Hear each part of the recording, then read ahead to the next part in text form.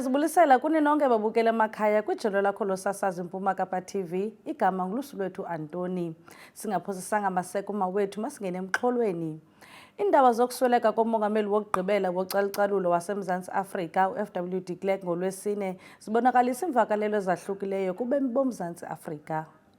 Kwiiyurana ezimbalwa emva kokubhengezwa kokubhubha kuka-FW de Klerk, ifoundation yakhe ikhuphe ushicilelo lwevidiyo yalo wayesakuba ngumongameli worhulumente wocalucalulo ebonakala exolisa ngeentlungu ezabangelwa lucalucalulo eMzantsi Afrika. Oku kutsale umdla neempendulo ezahlukeneyo kuba kutshanje ebengafuni ukuvuma ukuba imithetho yocalucalulo i-apartheid ngokutsho yayilulwaphulo-mthetho eluntwini nasemehlweni ehlabathi. I, without qualification, apologize for the pain and the hurt and the indignity and the damage that apartheid has done to black, brown and Indians in South Africa. I do so not only in my capacity as the former leader of the National Party, but also as an individual. Allow me in this last message to share with you the fact that since the early 80s, my views changed completely. It was as if I had a conversion, and in my heart of hearts realized that apartheid was wrong. uLukhanyo Calata nongummeli wentsapho zeCredit 4 amatshantliziyo amane wayechasene nocalucalulo nawathinjwa aqweqwedisa ngamapolisa abulawa uthe usizi aluvayo kokuba ude Klerk usweleke engakhange athathe xanduva ngezenzo zolwaphulo-mthetho awazenzayo kwaye uza kungcwatywa naloo nyaniso kungaviwa ngeyona nto yenzekayo koyise nakubayeni boomama babo. It's a sad day that de Klerk has died. And he's taken with him secrets about the deals that were made, about the failure to prosecute TRC cases, and the deals that were made that led to people not being held accountable for their crimes. It's a very sad day, and I'm sure the ANC is finally happy that de Klerk is dead because now their secrets are protected. Iinkokheli zamaqela ezopolitiko ahlukeneyo nazo zihlomle ngokubhubha kuka de Klerk. No, we don't care about de Klerk's death. Our hearts are with the victims of de Klerk. The families he killed, the Africans he maimed, the Africans he hanged, but in particular 5 kids he killed in 1993 and confessed about that. I personally opened the case last year against de Klerk, so we don't care about de Klerk. Our hearts are with his victims. We wish him that his remains are thrown in the sea, but of course not in the African waters, beyond Africa. And I hope this ANC government won't give him a state funeral after killing so many Africans. We don't care about de Klerk. I-EFF ikhuphe ingxelo ethi ukunikezwa komngcwabo wombuso kudidi lokuqala ku-FW de Klerk kungaba sisithuko kwiintsapho zeCredit 4 ujongela phantsi iinkumbulo zabantu baseboyipatong eRhawutini, eMthatha, inyikitya yasebhisho, abantu baseVosloorus kunye noluntu oluninzi olwalukho kwaye lwenzakaliswa ngurhulumente kaDe Klerk owayenobudlobongela kubantu abantsundu. I-ofisi kamongameli Cyril Ramaphosa ikhuphe ingxelo ethi yi-FW de Klerk Foundation kungekudala ezakwenza izibhengezo malunga namalungiselelo omngcwabo. Kwiindaba zeMpk TV ndinguLelethu Ngaphi. Abantu abakhubazeke ngokungaboni eKarega baziva bengahoywanga ngumasipala wesisixeko seNelson Mandela itshile ingqonyela yombutho we-Help the Blind and Partially Sighted nanjengoko bengene kwinyanga yokufundisa abantu ngokuphangeleleyo ngokukhubazeka. South Africa has officially entered the Disability Awareness Month. The CEO of the organization Help the Blind and Partially Sighted, Sonwabo Somyali, outlined what this month means to him as a person living with a disability. Inyanga le disability inyanga ejongene nokwazisa abantu basazi ba singabantu abakhoyo namalungelo ethu. So inyanga ke eqaqambisa okoko ba kwaziwe ngathi kwaziwe ngemicelimngeni yethu and ingapheleli only kule nyanga but ibe yinto eqhubekekayo lonke ixesha.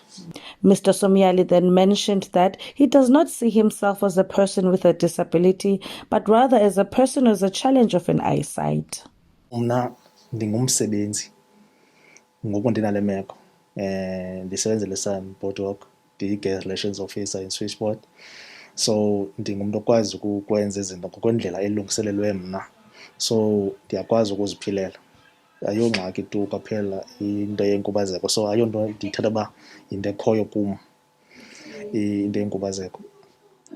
Njengoba nje ndiphangela nje siqala eli ziko sikwazi uncedisa abanye abantu uba siyayazi imicelimngeni ejongene nabantu uba abanye abantu kuba bezelwe okanye behlelwa ziimeko babumini baye bangayazi uba bathini okanye bangaziwa bathini ziifemeli zabo, so andizithathi njengomntu mna onenkubazeko. He continued and told us about the challenges they are faced with almost on a daily basis as people who have a challenge with an eyesight. I-TVET College azibathathi abantu abangaboniyo, azibamkeli ngenxa yemeko yabo. Sicinga uba ke yinto elungisekayo bazinokwazi usebenzisana nemibutho le yabantu abangaboniyo. Kwi-learnerships esithaza azibamkeli, uyawufumanisa ii-institution ezininzi ezinika khona abantu bonke bakuthiwa sinika ne-disability, but uyafumanisa abantu abangaboniyo azibathathi. Zawuthatha mhlawumbi partially sighted, but those who are totally blind kuba kuthiwa izixhobo zabo ziduru. Not receiving help from the Nelson Mandela Bay municipality is one of the things that is holding back this organization from prospering. Mr. Somyali gave people living with a disability this advice. Umntu makangahlali kowabo okanye angahlali endlini, makaphume ahambe ofuna amathuba kwimibutho yokuhlala oncedisa uba nathi. Ndichitha iminyaka eli-18 nam ndilivolontiya kule mibutho, so ngoba nje ndisebenza kwelinye icala ndibuye ndizonikezela ngexesha lam. From Mpk TV News, Lusulwethu Andoni Karija. Kwiphulo lokuqinisekisa ukuba bonke abemi beli banolwazi oluphangeleleyo nge-HIV, iphondo leMpuma Kapa liphondo lokuqala nelihamba phambili eMzantsi Afrika ekufundiseni abantu ngendlela yokulwa le ntsholongwane. Iphondo leMpuma Kapa nangona linkqenkqeza phambili ekuxhobiseni abemi ngendlela zokulwa i-HIV, abantu abahlala kwiilali ezisemaphandleni kweli phondo bathi bona baziva bebekelwe bucala lisebe lezempilo. Into ebesiyireyisa apha namhlanje kukuba i-information eninzi ayifikeleli kuthi sipha emakhaya sibabantu abatsha. Kwalapha kwii-communities zethu ke azifiki ii-campaigns ezithetha about i-HIV prevention, kube khona ezo ntente ziyezibekwe, ku-consult with the community and kube khona ii-testing stations, azikho ezo zinto, especially kwezi ndawo zi-remote areas. Yes, apha esithini zikhona in the cities, but phaa emakhaya there's no information that people are getting about HIV prevention. And sibabantu abatsha ixesha elininzi silispenda, you find us out idling either taverns, groove, but even in those places abade akho nto yenzekayo. Kwindibano yeentsuku ezimbini ebanjelwe eMonti ICC kushukuxa umkhombandlela wokukhuthaza abantu abanale ntsholongwane ukuba batye iipilisi zabo kwaneendlela zokufikelela kwiilali. Ophuma kwi-Eastern Cape AIDS Council uNontando Mkhenkcele ucacisa ngendlela abafikelela ngazo emaphandleni. As the AIDS Council sebenzisana kakhulu ne-sectors. So we've got different sectors, youth sector, women's sector, people living with HIV sector and so on. Ezi zona ezipha kwi-grassroots njengangoku nje apha bakhona apha from all the districts. So whatever we discuss, it finds a way of bayofikelele ebantwini through ezo platforms. Number 2, we also use media a lot. We do have a Facebook page. We also go on radio and talk about our campaigns. Kakhulu ngeli xesha kuba ngoku siya ku-World AIDS Day. We know that the 1st of December is World AIDS Day. So there's more of campaigns around i-HIV. Ukuzama unqanda umkhwa wokunaba kwale ntsholongwane, isebe lezempilo lithi liza kufikelela nakwizikolo ezisezilalini, alizokuphelela kwiidolophu nakumakhasi onxibelelwano kuphela. Kwiindaba zeMpuma Kapa TV, ndingulumka Bhekindawo ndiseMonti.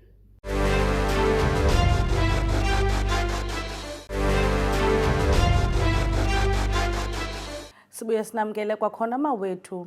Sithetha nalo uliqala nonamava kwezopolitiko unjengele bantu bonke ulomisa okhekhela umbutho wezopolitiko i-UDM ukuba makakhangela isimo sendibaniselwano yomasipala waseNelson Mandela. Nanjengoko iphandle into yoba lo masipala wesisixeko saseGqeberha ulindele kukulawulwa indibaniselwano kwaye amaqela athe atshotshentla ngevoti i-ANC ne-DA. Nangona kunjalo kuzizinto zilunge kufuneka kubethwe iinkazathi ngamaqela amancinci ukuncedisa nawuphi na umbutho phakathi kwe-ANC ne-DA.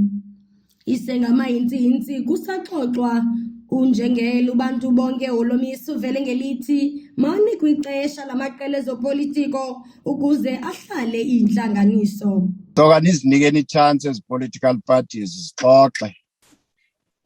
Leyana i-idea yoba i-DA ne-ANC mazisebenze kunye. Yayi-proposal nje yam njengesiqondi ngolomisa ndiyibheyise kwinto okokuba ingathi voters zaseNelson Mandela zinike ezi party zimbini amanani okokuba abe nokulawula. So xa bengavani ke ngoku ithetha ukuthi ezi party zimbini ezinkulu i-DA ne-ANC kufuneka ke ngoku zize kwezi zincinci zibonisane uba singalawulwa njani na. Kusashiyeke ke insukwana ezininzi. Uqhube wathi ukuba la maqela ezopolitiko kuquka i-ANC, i-DA, i-EFF neminye imibutho emincinci elapha kulo masipala aye athatha ixesha ukufika esigqibeni de kudlula iintsuku ezithile emveni kosuku lovoto kuza kuxozwa mphini mbi. Ukusukela lamhla sasi-announce i-results funeka within 14 days kube kanti urhulumente sekhona. Ndiyacinga uba ke ii-parties ziyaxoxa ngoku.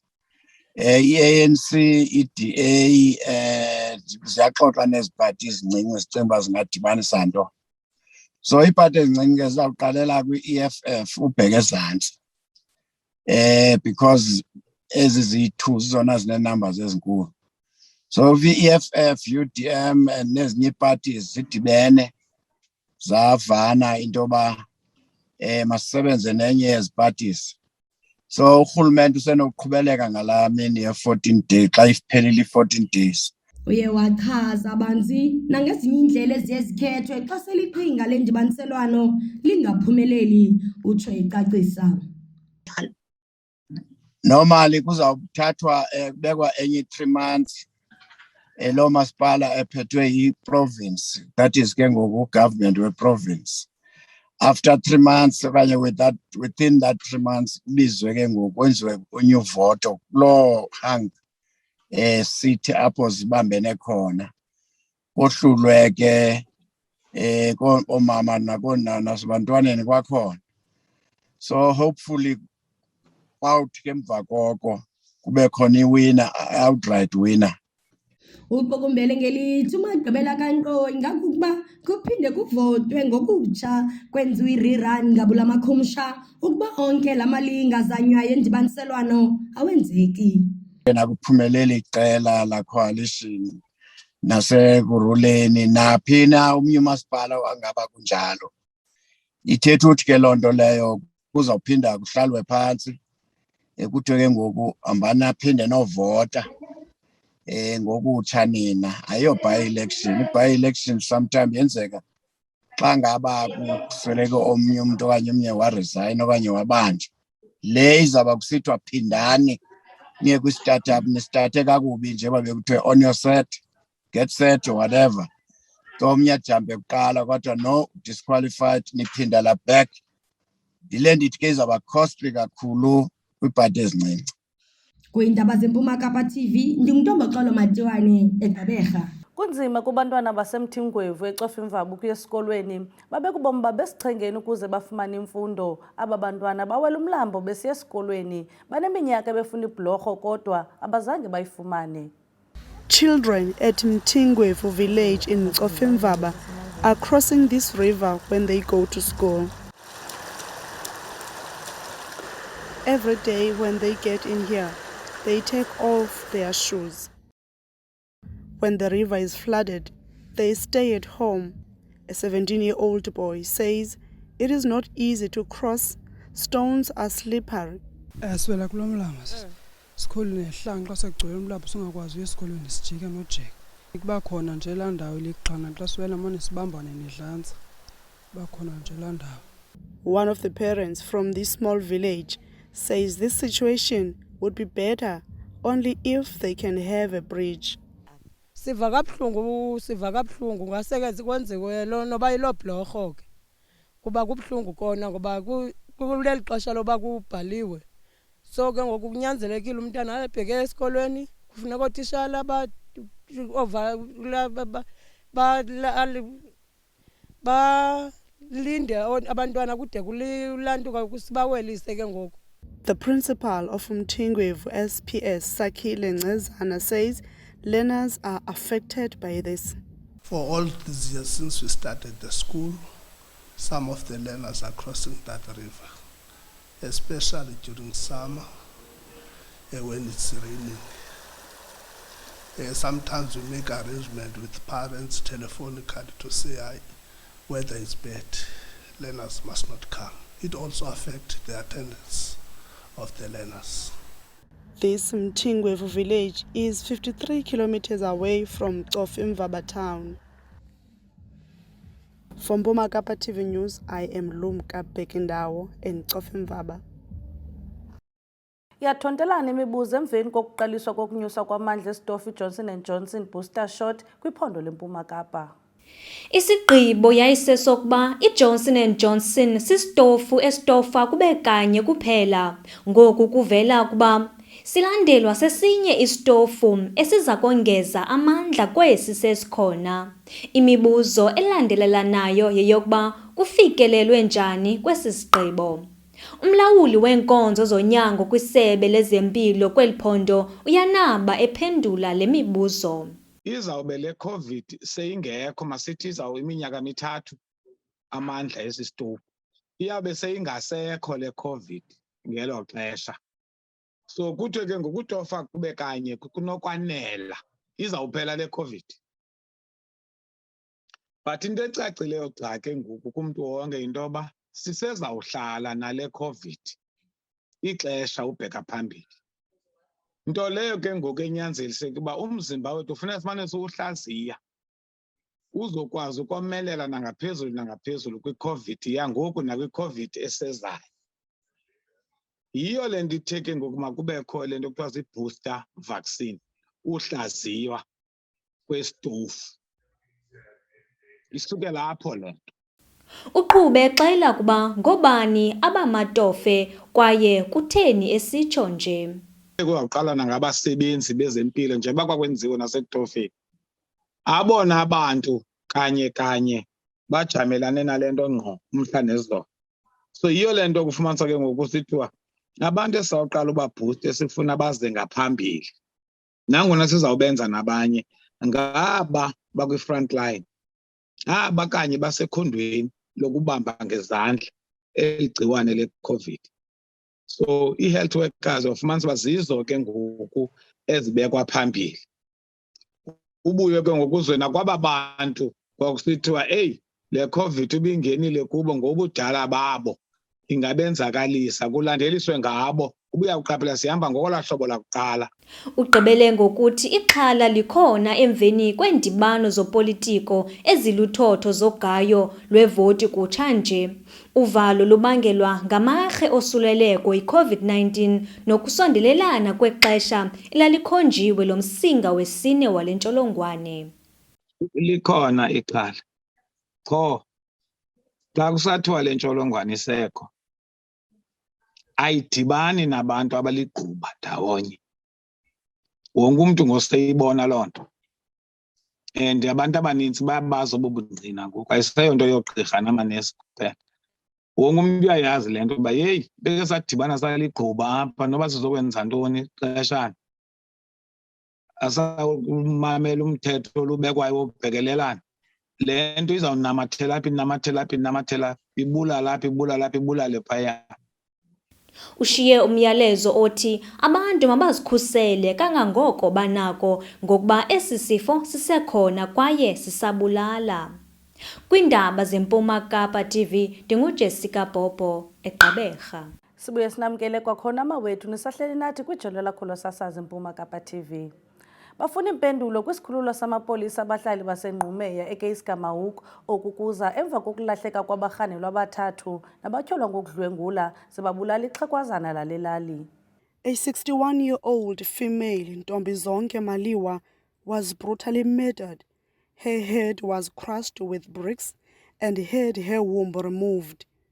She was found lying on a mattress with blood all over her body. The incident took place at her home in front of a 1-year-old grandchild at Keiskamawuk. Her family is still in disbelief.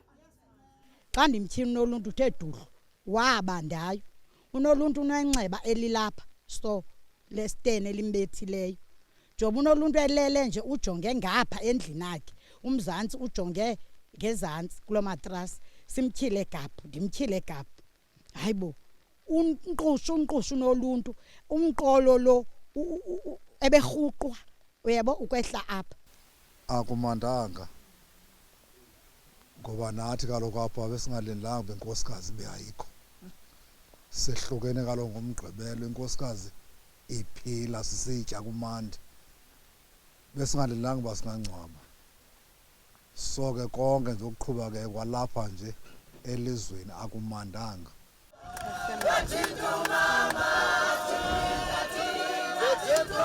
The residents took the law into their own hands. They burned the suspect's body to death.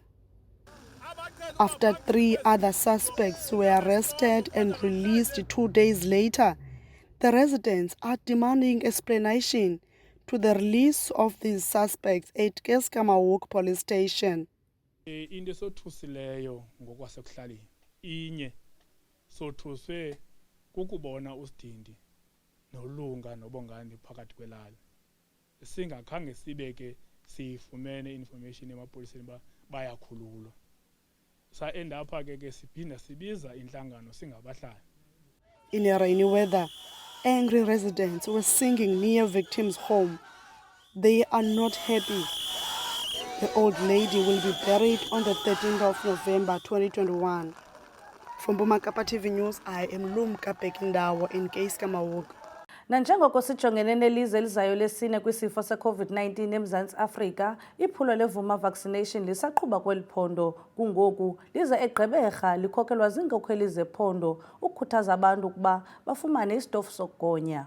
Eli phulo levuma vaccination lisungulwe kunyaka kunyaka September kwaye sele liqhubile kumaphondo aquka iphondo lentshona koloni, iLimpopo nase-Free State. Kule mpelaveki likwiphondo leMpuma Kapa likhokhelwa ngusekela mongameli welizwe David Mabuza ehamba neenkokheli ezihloniphekileyo ezisuka kumasebe ahlukeneyo. Over 2.9 million cumulative cases of infections we have registered thus far as a country. This number should not grow further to the next million mark. Equally, the number of fatalities does not need to rise further and can be contained through vaccination. Eli phulo lijolise kufumaneni abantu abaninzi ukuba bagonywe ukuze kubuyiselwe iminyhadala nemidlalo ivuleleke kwaye kwamkelwe nababukeli emabaleni. Kungoku sekela mongameli uDavid Mabuza ekhuthaza ngakumbi ukuba makugonywe ukuze abantu baphinde bakhululeke noqoqosho luzinze. It is within our power to ensure that we fully open the economy so that we can save our livelihoods. We have to do this, for we want to return to play. If anything, these elections have proven to us that we can rise to the challenge and chart a different future for our country.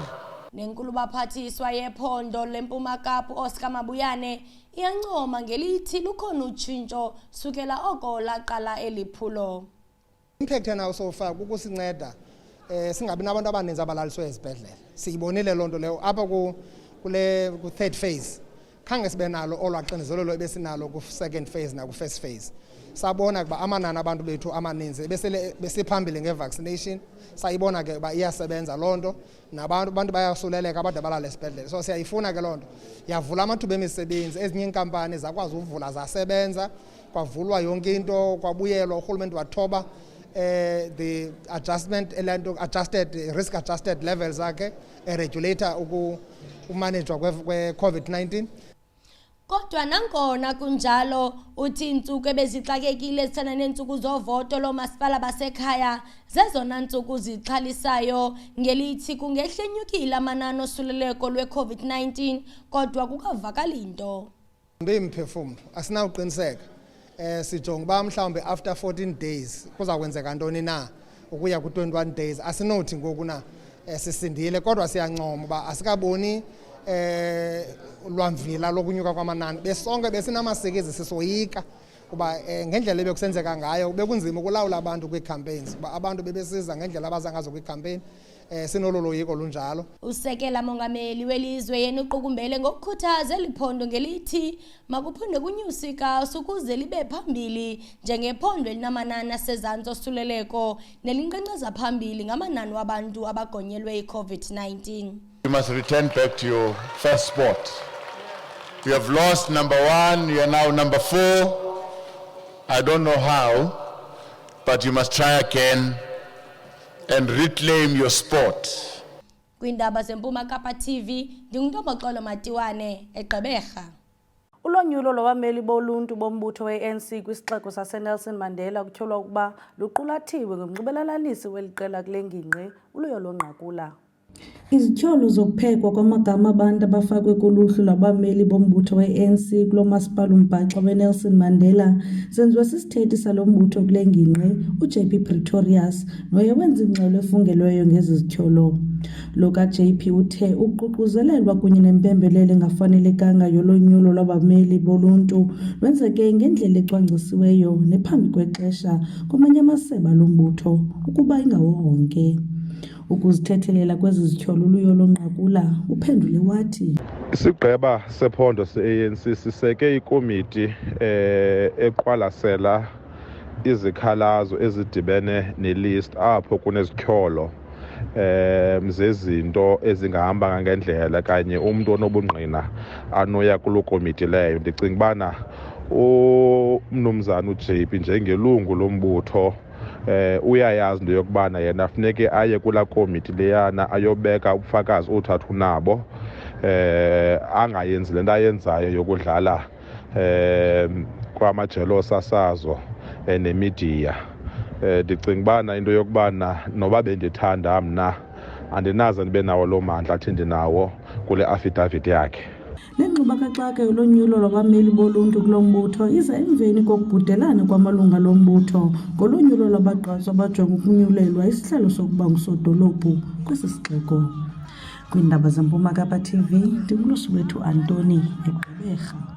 Ucimicimi wombane uqhube iveki eMzantsi Afrika ufikelele esiphelweni nangona kungaziwa ukuba lo cimicimi uyawuphinda abuye kwisini na kwiveki ezayo. Inqonyela yakwa-Eskom u-Andre de Ruyter ubongeze abemi beli ukuba bawusebenzise ngenkathalo umbane. Nangona ufikelele esiphelweni ucimicimi wombane, luvakelo lwamvila lawo koosomashishini. Bakhale Simantshiya noosomashishini besithi ukumiliselwa kwesigaba sesine sikacimicimi wombane nomiliso leliqumrhu lika-Eskom ngumqobo ekuhambeni kakuhle kwamashishini wabo. Kwicandelo lamashishini esilarha kumasipala eBuffalo City bathi ukumka kombane kube nefuthe elibi kwiimveliso zabo.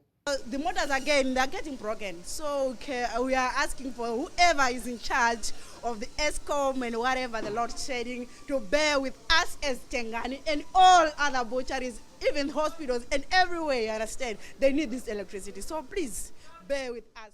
Ukanti nabo baphila ngokuthunga ze bathengisa impahla. Bathi amashishini wabo ayachaphazeleka ngulo cimicimi. Senze promises kwi-custom uba zizozifumana izinto zazo early.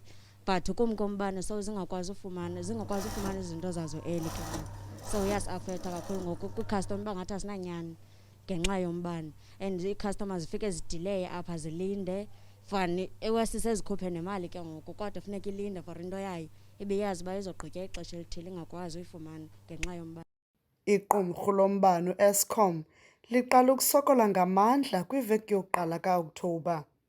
Ndingulumka Bhekendawo kwiindaba zeMpuma Kapa TV ndiseMonti.